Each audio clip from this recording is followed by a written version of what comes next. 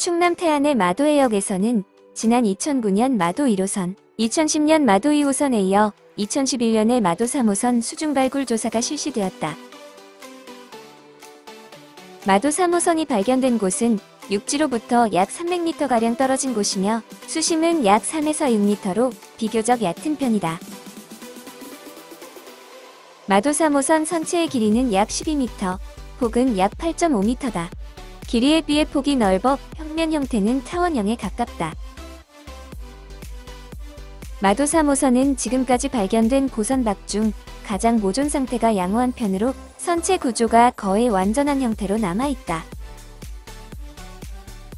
그동안 수중에서 발견된 난파선은 부재별로 해체해서 인양했으나 선체 구조가 고스란히 남은 마도 3호선은 통째 인양하기로 결정했다. 이를 위해 실려있던 화물은 모두 발굴하고 수중에는 선체만 남겨둔 상태다. 하지만 예산 문제로 인해 10여 년이 지난 2021년 3월 현재까지 인양하지 못하고 있다. 마도 3호선에서는 도기, 자기, 목간 등 다양한 유물이 출수되었다.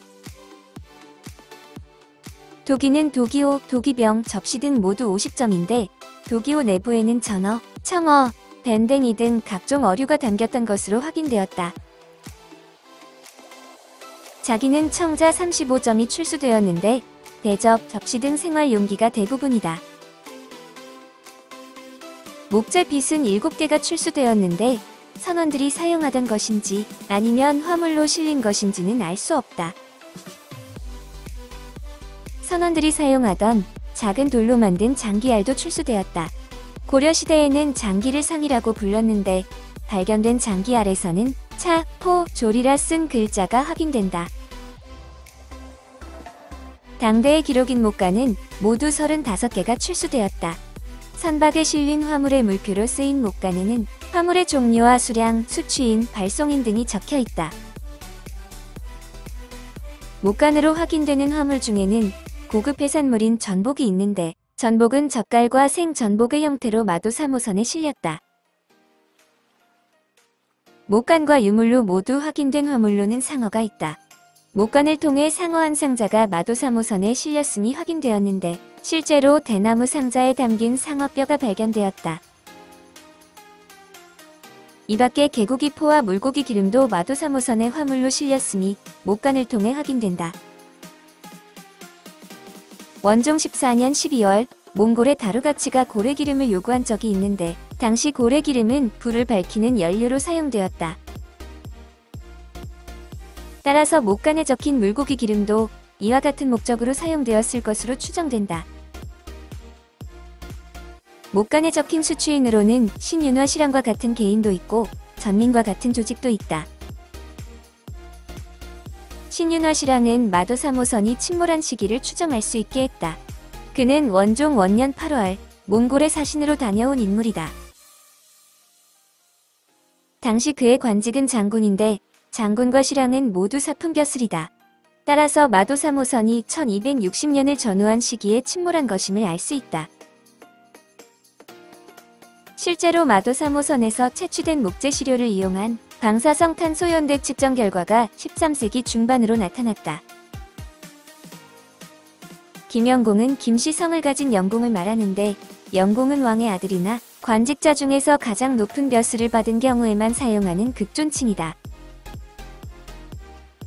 마도 3호선이 침몰한 1260년대에 김씨성을 가진 사람 중에 이와 같은 극존칭을 쓸 수 있는 사람은 최씨 무신 정권을 무너뜨리고 권력을 잡은 김준밖에 없다.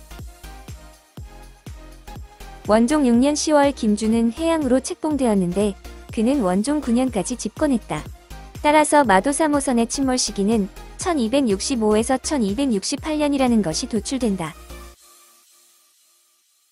유승재는 유시성을 가진 승재라는 관직에 있는 사람을 말하는데 승재는 고려시대 왕명 출납을 담당한 삼품벼슬인 승선의 다른 이름이다.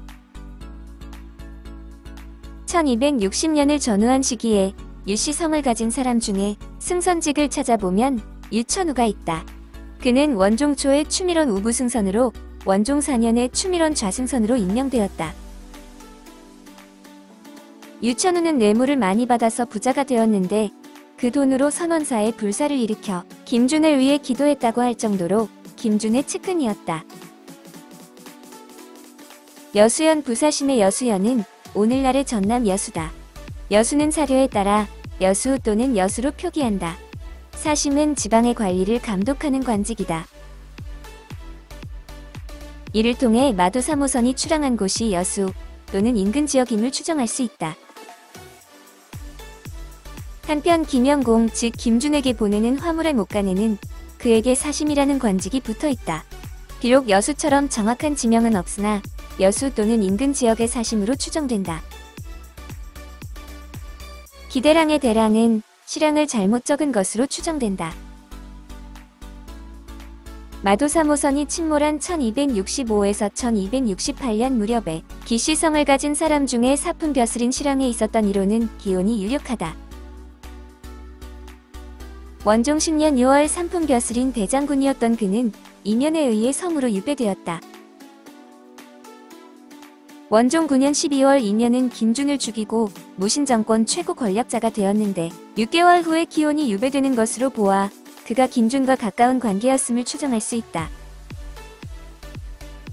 김실랑은 김시성을 가진 사품 벼슬 실랑을 말하는데 이것만으로는 특정인을 추정하기 어렵다. 그런데 수취인이 김실랑인 목간의 발송자인 현례가 보낸 다른 화물의 수취인은 모두 김영공, 즉 김준이다. 따라서 김실랑은 김준과 밀접한 관계에 있는 사람으로 추정되는데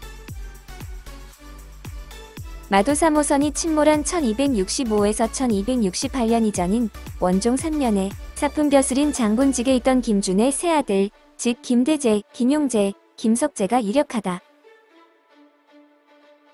다만 김석재와 김대재는 일찍 죽었고 김용재는 원종 9년 김준이 이면에 의해 죽을 때 함께 죽었다는 기록이 있어 목간에 적힌 김실랑은 김용재일 가능성이 크다. 목간에 적힌 수취인 중에서 개인이 아닌 조직인 전민은 토지개혁을 위한 임시기구인 전민변정도감으로 추정된다. 다만 고려사저료에는 원종 10년에 전민변정도감을 설치한 것으로 되어 있어 마도 3호선의 침몰 시기로 추정된 1265에서 1268년과는 약간의 차이가 있다. 도관은 노비와 관련된 각종 문서와 소송을 담당하던 관청이다. 중방은 원래 무신 최고 관직인 상장군과 대장군이 모여 군사에 대한 일을 논의하던 기구인데 의종 24년 무신정변 이후 사실상 최고 권력기관이 되었다. 목간에 적힌 중방 우본이라는 표현을 통해 중방이 몇 개의 번으로 나뉘어 있다는 것을 알 수 있다. 우 3번 별초란 3별초의 하나인 우별초가 최소한 3개의 번으로 나뉘어 운영되었음을 보여주는데 김준 집권기에 3별초 조직의 규모가 컸음을 알 수 있다. 별초도령은 해당 조직을 다스리는 우두머리를 말하는데 우 3번 별초의 우두머리가 실랑 즉 장군급의 사품 고위직이라는 것을 말해준다. 별초란 원래 정규 군사 조직 외에 별도로 편성된 군대를 뜻한다.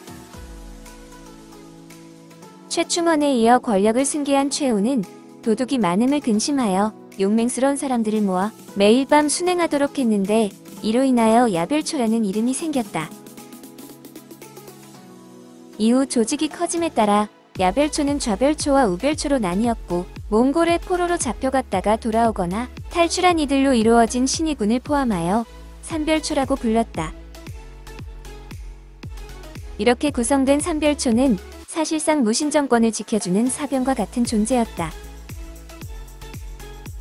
마도 3호선은 여수에서 출발하여 김준, 유천호, 신윤화 등이 살고 있던 고려의 임시수도 강화도로 가던 도중 마도해역에서 난파되었다.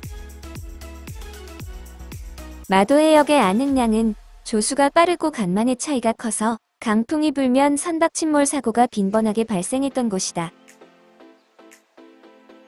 원래 수많은 배가 이곳을 통과하다가 난파해서 난흥량이라고 불렸는데 안전한 항해를 기원하면서 안흥량으로 이름을 바꾸었다. 인종 원년 송나라의 사신서근은 고려를 다녀간 뒤에 지은 고려도경에서 마도해역이 암초와 거센 파도로 인해 배들이 감히 접근하지 못하는 곳이라고 설명했다. 당시 고려의 임시수도였던 강화도의 관문은 갑곶나루다. 마도 3호선이 정상적으로 운항했다면 아마도 이곳에 도착했을 것이다. 당대의 문장가였던 이규보는 동국 이상국집에서 전북에서 공세를 운송하는 조은선이 꼬리에 꼬리를 물었다고 적었다. 따라서 강화도로 가던 마도 3호선도 조은선일 가능성이 있다.